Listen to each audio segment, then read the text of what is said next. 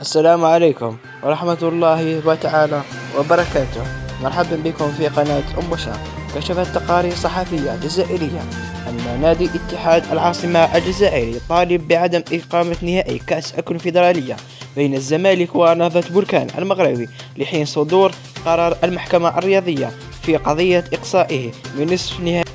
البطولة بعد أزمة قميص الفريق المغربي. ووفقا لصحيفة لاكوزيت دو فرانس الجزائرية الناطقة بالفرنسية، فإن نادي اتحاد العاصمة الجزائري تقدم بطلب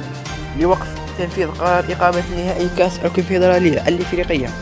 لحين صدور قرار من محكمة التحكيم الرياضي الكاس في القضايا المختلفة المعروضة أمامها بين الاتحاد الجزائري لكرة القدم ونادي اتحاد العاصمة من جهة أخرى، والاتحاد الإفريقي لكرة القدم ونادي نهضة بركان من جهة أخرى. وأشارت الصحيفة إلى أن اتحاد العاصمة قد دعم ملفه المقدم إلى محكمة التحكيم الرياضي رسائل البريد الإلكتروني المتبادلة مع مدير المسابقات عماد شنودة، والتي تؤكد أن الاتحاد الإفريقي لكرة القدم قد وافق على قميص نهضة بركان الذي قدمه الاتحاد الجزائري. وتسببت خريطة المغرب على قمصان فريق نهضة بركان في انسحاب نادي اتحاد العاصمة الجزائري من لقاء نصف نهائي الكونفدرالية، وتأهل الزمالك لنهائي بطولة الكأس الكونفدرالية على حساب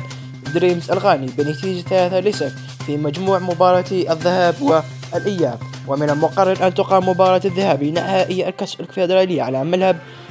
نهضة بركان يوم 12 مايو، بينما ستقام مباراة الإياب يوم 19 مايو على استاد